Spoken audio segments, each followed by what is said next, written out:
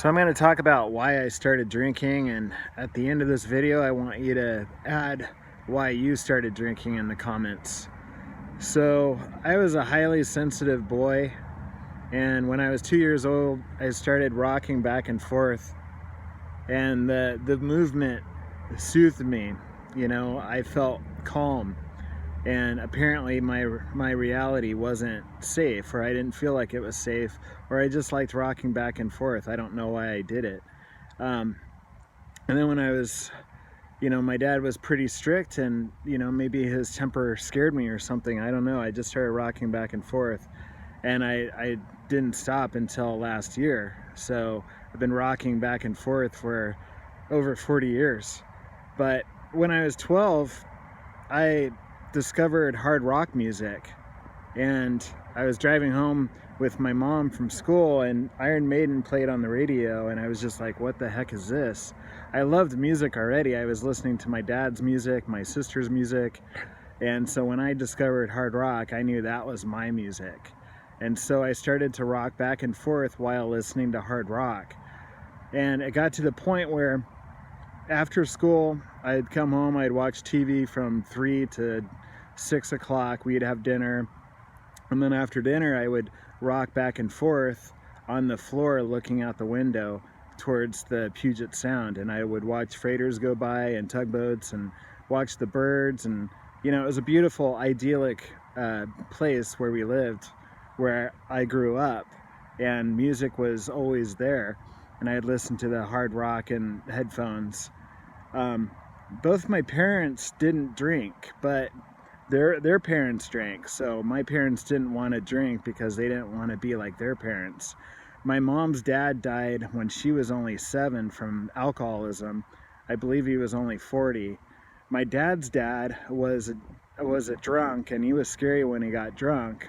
So my dad didn't want to drink. He didn't want to do that. So he raised us in a very safe environment. He wanted to protect us and shelter us. And I remember when I was 5 years old, I saw a drunk man walking the wharf in California, and I asked my dad, what's wrong with him? My dad said, oh, he's just drunk. I didn't even know what that meant, but later on I would become that man. But I didn't discover alcohol until I was about 17. And like I said, I was very sheltered, so I didn't know the power of alcohol. And so when my friends gave me a beer, I pretended like I drank it, but I poured half of it out around the corner in the sink. The next time I drank, I had a couple wine coolers. And in fact, my very first drinking and driving experience was on my go-kart after having a couple wine coolers. Because I loved go-karting and drove that, every Sunday with my dad. So something happened though when I drank alcohol. It was like magic, and it gave me a sense of freedom. It just lit every cell up in my body. I was manic on it. It felt like speed. And later on, when I drank, I could stay up all night, and I wanted to talk to everyone because it felt like I could finally be myself. And so when I drank, it was like 17 years of suppression lifted off of my shoulders. My dad wasn't controlling me. Bullies didn't pick on me in school anymore. It felt like my own little world. And so I really took to alcohol. I mean, it was genetic. Everyone in my family drank except for my parents and my sister. And I had a cousin who died when he was 32 from alcohol. And so it was everywhere in our family. So when it hit me, I just took off with it. I took off with it running and hit it hard. And but in the beginning, I didn't really like the hangover, But when I got older, it got more into my system. Like the disease of alcoholism progressed, and it got to the point where I wasn't really hungover anymore. And then I learned how to drink beer in the morning to get rid of the hangover. So I think I started drinking because I wanted to escape, because my dad was very strict. It was a very controlling household. He had Asperger's. I have Asperger's. I don't know if he has it for sure. I'm pretty sure he has it. He's a perfectionist, has to do everything on a tight schedule. You know, we'd have dinner at 6 p.m. every night. We had breakfast every morning at 7 a.m. Everything was super strict. We couldn't even cuss, you know, and he would take away my rock album, my rock music once in a while.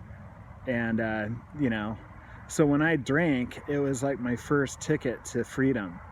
And I ran with it, and it was so exciting, and I used to get in trouble. I would steal things when I would drink.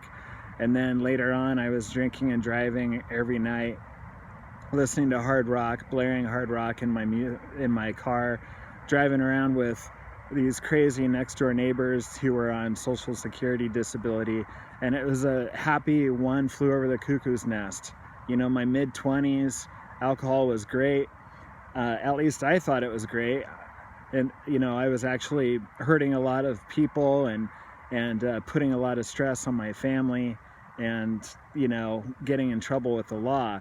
So in my delusional mind, my delusional thinking, I thought I was having a blast in my mid-20s, but I was actually just running wild and not being stopped by anything yet. So when I was 32, I had a heart attack from alcohol, but that didn't slow me down. I just started drinking even more. And then around 34, I stopped eating food while I drank because I didn't want it to ruin my buzz. And then when I was 36, I finally stopped drinking. And it wasn't because I was gonna die. It was because, you know, I felt guilt and shame. Someone made fun of me, and I felt defenseless. And it's weird. We don't know what our rock bottom is gonna be. And, you know, that was 13 years ago. And, you know, I'm still working on myself. I'm still sensitive. I'm learning not to fly off the handle. I'm trying to communicate with people better.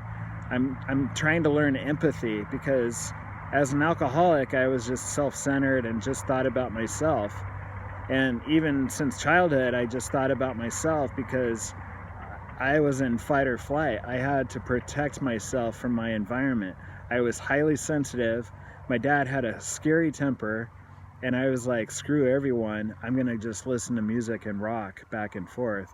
And then when I found alcohol, it just added to my armor to, you know, not let anyone inside of my world.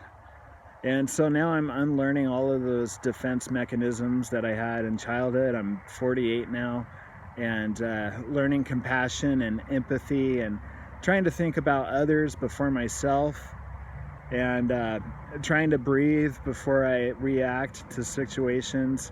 I'm trying to look through other people's eyes when it comes to situations. I want to try to get a better understanding of what they feel and how they think. Because a couple years ago, I was so short-tempered and impatient with people that weren't on the same page as me in business and in life. You know, I had a home business, and people would join my business, and I wanted them to know exactly what I knew, and I just wanted them to instantly know it. And that's how I've been my whole life. I'm just like, you know, why didn't you get that? You know, it's simple. But I have to realize that everyone is at a different level in life, and they're learning at their own speed, and they're learning it differently than me. My way is not the only way. And so there's just a lot of things I'm learning in sobriety still today, you know, 13 years later. So I'm doing these videos to inspire people and hopefully, you know, help somebody get sober, because I want to give back now, and I want to communicate and really share what I went through to help you guys, and maybe you don't have to do what I did. Because it's, you know, when I was drinking, I romanticized it. You know, I almost thought it was cool to hurt people. I thought it was cool to withhold love from people and give people the silent treatment. You know, I gave my dad a silent treatment that lasted 2 years while I was still living at home, and it just ate him alive. It ate me alive. But I still thought I was cool because I was being bad. But it's all a lie. It's all Satan's lie. He wants you to think it's cool while you're destroying yourself or selling your soul, whatever you're doing. It's not cool. You're only hurting yourself in the end. You know, all that withholding love that did nothing to them, it basically made me even more scared and anxious when I got older. It just started eating me alive. So, you know, all your actions will come back to haunt you if you're just like playing people and thinking people are stupid and you're using them for your drugs and your alcohol. It'll all come back and haunt you.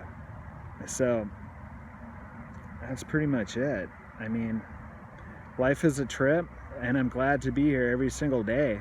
I could have died easily, drinking and driving hundreds of times, accidentally snorting black tar heroin when I was drunk one time, jail time, you know, DUIs, fights, all of that stuff. And, you know, during that time, I thought it was wild and crazy, and it was all fun and games until I got older and started to grow a heart and some empathy and sympathy and compassion, and realized that I was doing nothing cool.